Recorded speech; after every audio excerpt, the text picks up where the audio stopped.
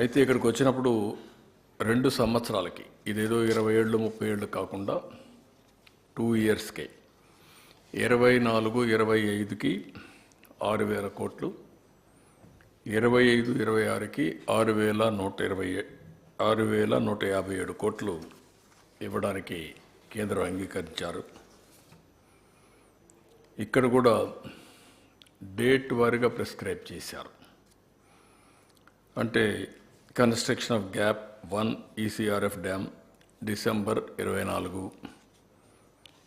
Construction of ECRF dam diaphragm wall gap 2 June 2025, completion of spillway and gates May 2025, completion of approach and pilot channels May 2025, completion of connectivities May 2025, completion of ECRF gap 2 dam March 2026కి.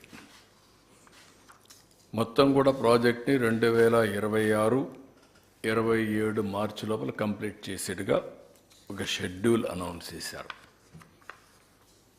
ఇది ఒక విధంగా చెప్పాలంటే సంతోషించదగ్గ విషయం. దీన్ని మనస్ఫూర్తిగా స్వాగతిస్తున్నాం. నరేంద్ర మోడీ గారికి, నిర్మలా సీతారామన్ గారికి, CR Patil ఎవరైతే వాటర్ రిసోర్స్ మినిస్టర్ ఆయనకి ముగ్గురు కూడా ధన్యవాదాలు తెలియజేస్తున్నాం. మనస్ఫూర్తిగా అభినందనలు.